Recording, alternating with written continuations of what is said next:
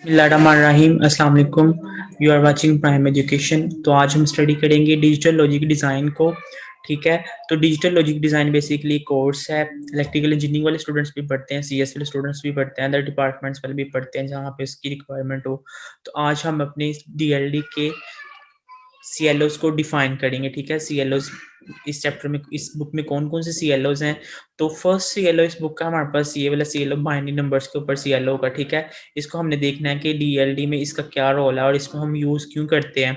तो उस फर्स्ट सी एल ओ जब हम स्टडी करेंगे वो डिजिटल सिस्टम्स है और बाइनरी नंबर पे देखना है कि डिजिटल सिस्टम क्या आते हैं और बाइनरी नंबर्स क्या आते हैं। ठीक है, तो इन बाइनरी नंबर्स स्टडी करने के लिए हम इसको यूज़ करते हैं। बाइनरी नंबर्स में डिफरेंट टाइप के नंबर्स आ जाते हैं। ठीक है, तो वो हम देखेंगे कि इन नंबर्स का इसमें क्या रोल है। सबसे पहला 1.1 का टॉपिक जो हम स्टडी करना है वो डिजिटल सिस्टम्स हैं।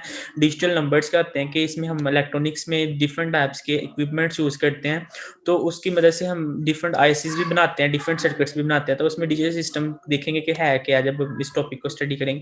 The second one is binary numbers. तो बाइनरी नंबर्स क्या आते हैं? बाइनरी नंबर्स डिजिटल सिस्टम में दो ही नंबर्स यूज होते हैं, जीरो और वन। जब हम पूरा कोर्स पढ़ेंगे तो पूरा जो कोर्स है वो इन दो नंबर्स पे बेस करता है। ठीक है, इन दो नंबर पे बेस इसलिए करता है क्योंकि हम इसमें इन दोनों नंबर्स के अलावा कोई नंबर यूज नहीं कर सकते, बिकॉज ये बाइनरी बाइनरी कोर्स है। जहाँ जहाँ पे बाइनरी चीज नंबर की बात आएगी वहां पे हमने ये दो नंबर्स का जिक्र करना है। ठीक है, ये दो नंबर्स यहाँ पे यूज होंगे।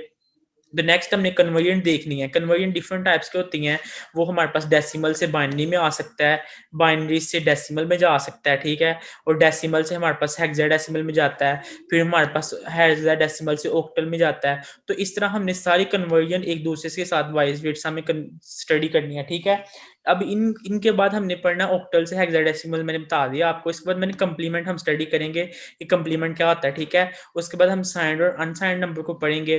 तो उसके बाद हमने कोड को पढ़ना है, स्टोरेज रजिस्टर्स को पढ़ना है। बेसिकली ये जो टॉपिक है ना 1.9 तक, ये हमारे पास सी एल ओ वन को मैप करते हैं। ठीक है, तो मैं यहाँ पे लिख देता हूँ कि ये सी एल ओ वन है। ठीक है, सी एल ओ वन का मतलब ये है कि ये आपका कंपल्सरी है, ये आपको इस कोर्स के लिए सीखना जरूरी है आपका, कि बाइनरी नंबर्स क्या आते हैं और इसमें डिफरेंट हमने चीज़ों को किस तरह से स्टडी करना है। अब पहला सी एल ओ तो इस चीज़ को डिफाइन करता है, तो ये आपने अच्छे तरीके से करना है। ठीक है, इसकी वीडियोज इंशाल्लाह हम स्टार्ट करेंगे। तो आज हम दूसरा टॉपिक देखेंगे, वो ये है कि बूलियन अलजबरा और लॉजिक गेट्स क्या होते हैं। बूलियन अलजबरा हमारे पास हम पढ़ते हैं कि इसमें डिफरेंट गेट्स की मदद से लॉजिक गेट्स ड्रा किए जाते हैं। तो अलजबरा ये कहता है कि कोई भी हमारे पास लाज यूज कर सकते हैं इन गेट्स को डिजाइन करने के लिए, लाज यूज कर सकते हैं या आप डिफरेंट टेक्निक्स लगा सकते हैं। तो ये हम डिपेंड करेंगे टॉपिक के ऊपर, टॉपिक कौन सा है तो इसमें देखेंगे। डेफिनेशन देखनी है, बेसिक कुछ डेफिनेशन को स्टडी करना है कि हमारे पास एंड क्या होता है, एंड गेट क्या होता है। ठीक है, उसके बाद हमारे पास और गेट क्या होता है, एंड और नैंड एग्स, और इस तरह के हमने टॉपिक्स वगैरह को स्टडी करना है। ठीक है, तो इनको स्टडी करने के लिए हमें डेफिनेशंस का पता होना चाहिए। उसके बाद 2.1 ये है, 2.2 टॉपिक ये। फिर हमने बूलियन अलजेब्रा की डेफिनेशंस को स्टडी करना है, उनकी प्रॉपर्टीज को मैंने बताया, थ्योरम की मदद से हम अपनी इक्वेशन को रिड्यूस कर सकते हैं। फिर हमने बूलियन फंक्शन पे आ जाना है। Boolean functions basically, Boolean functions वही होते हैं जो हम इक्वेशन को किसी भी चीज़ को रिड्यूस करने के लिए यूज़ करते हैं। अब हमने कॉनिकल फॉर्म और स्टैंडर्ड में आ जाना है। तो ये देखेंगे कि हम यहाँ से एस ओ पी कैसे बनाते हैं और पी एस कैसे बनाते हैं। यहाँ पे एस ओ पी और पी एस इक्वेशंस आ जाती हैं और डिफरेंट लॉजिक गेट्स हैं। हमारा जो सी एल ओ टू है ना वो बेसिकली इस पे डिजाइन करता है, टू पे बूलियन अलजेब्रा पे।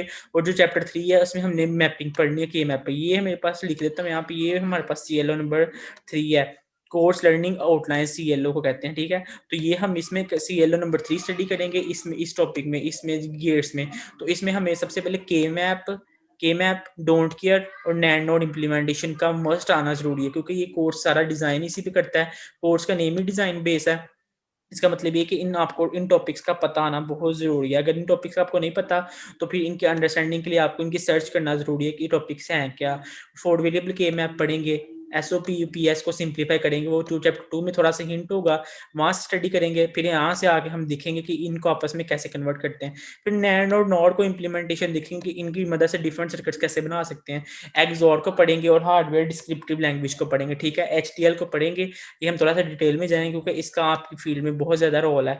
तो ये इंशाल्लाह एचडीएल को हम देखेंगे। इसके लिए डिफरेंट टू टाइप्स के सॉफ्टवेयर यूज करेंगे। The first one is Proteus. ठीक है, प्रोटियस नेम है इसका, पी आर ओ प्रोटियस। तो दूसरा हमने यूज करना है Xilinx से। तो इन दोनों सॉफ्टवेयर पे हम देखेंगे कि जो हम बात कर रहे हैं क्या वाकई वो सच बात है। तो जो देखना है कि हम इन इन सॉफ्टवेयर के ऊपर हम अपनी आउटपुट को क्या लेके आते हैं। अब चैप्टर 1 पे हमने 4 पे जाना है, वो कॉम्बिनेशन सर्किट्स के ऊपर। तो ये आपका मेन जो CLO है ना, CLO नंबर 2, वो इस पे डिजाइन करता है, ठीक है। Sorry, CLO number 3। तो CLO नंबर 3 आपको कॉम्बिनेशन सर्किट्स का आना चाहिए, लॉजिक्स इसकी आनी चाहिए कि इसकी मदद से हम डिफरेंट इनपुट्स के दें, तो इनपुट जितनी इनपुट दें हमें उसके रिजल्ट में कितनी आउटपुट्स मिलती हैं, ठीक है। तो इसको हमने देखना है कि कॉम्बिनेशन सर्किट्स में किस तरह से इनपुट देते हैं और किस तरह से आउटपुट मिलती है। कॉम्बिनेशन सर्किट्स को स्टडी करेंगे, उसका एनालिसिस को स्टडी करेंगे और डिजाइन प्रोसीजर को स्टडी करेंगे। ये 3-4 इंपॉर्टेंट है। अभी बाइनरी, ऐड और सब्ट्रैक्टर पढ़ेंगे। बाइनरी इसके बाद हम मल्टीप्लायर पे आ जाएंगे, मल्टीप्लायर्स क्या होते हैं, ठीक है। मल्टी लेकिन इसके बाद मैग्नीट्यूड कंपैरेटर स्टडी करना मस्ट है, क्योंकि मैग्नीट्यूड कंपैरेटर में पेपर में भी काफी क्वेश्चन आते हैं। और इनकोडर, डिकोडर और मल्टीप्लेक्सर्स में से ये 4 टॉपिक, ये इसके CLOs के काफी चांसेस होते हैं कि CLO ये वाला यहाँ से बन जाए, तो यहाँ से ना बने तो फिर आप ऊपर से कॉम्बिनेशन कोई भी सर्किट बन सकता है।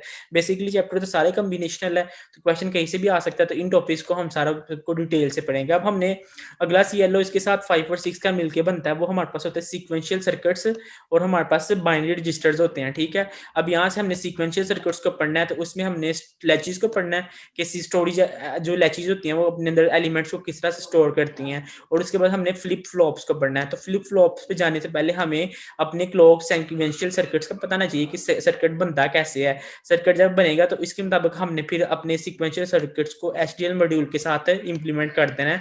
या आप उसको Xilinx पे कर सकते हैं, या फिर आप उसको Proteus पे बना सकते हैं। मैंने जिस तरह से आपको नाम बताया है कि अगर हमने अपनी इनपुट को देखना है कि हमारे पास इनपुट 0 1 है, तो इसको देखना है कि इसका रिजल्ट क्या आ रहा है। किस केस में एंड गेट में एंड और गेट में इसका रिजल्ट 1 आ रहा है, मतलब कि एक इनपुट का ऑन होना जरूरी है। तो 1 आ रहा है तो हमें क्या पता कि 1 ठीक है कि नहीं। तो 1 ठीक करने के लिए हमें देखेंगे, इसको Proteus पे जाके देखेंगे या फिर Xilinx पे जाके देखेंगे कि सर्किट कोई भी आ जाए तो उसको डिजाइन कैसे करना है। नेक्स्ट 6.1 टॉपिक है, वो रजिस्टर्स के ऊपर है कि रजिस्टर्स क्या आते हैं, shift registers, ripple counters, synchronize counters. तो इन सारे टॉपिक्स को हम डिटेल से पढ़ेंगे कि इन HDL को हमने लाजमी स्टडी करना, ठीक है। VHDL मॉडल्स है ना जो, वो उनको हमने कैसे स्टडी करना, उनकी हमने डिफरेंट कोड्स को डिजाइन करना है। सबसे पहले इसको IC भी लगा सकते हैं, स्विच भी लगा सकते हैं। मैं इनपुट्स देता हूँ यहाँ पे, तो इनपुट देने से जो मुझे आउटपुट मिले वो हमने देखना है कि इसके पीछे जो कोडिंग है वो कौन सी हुई है, ठीक है। इसमें कुछ C++ भी यूज होगी और HDL के साथ मिक्स करके हम इसको यूज करेंगे। तो जो हमारे पास हमने बेसिक पढ़ी है ना C++ की, वही हम यहाँ पे यूज करके तो अपने सर्किट्स को डिजाइन करेंगे। तो सर्किट जो डिजाइन होगा वो बेसिकली हमारे पास HDL मॉडल का होगा। वो बेशक कोई भी गेट भी हो सकता है, कुछ भी हो सकता है, तो हम जाके देखेंगे अपने Proteus पे और Xilinx पे। तो वीडियो पसंद आई है तो इसको लाइक करें, चैनल को सब्सक्राइब करें और शेयर करें। अगर आपको कोई क्वेश्चन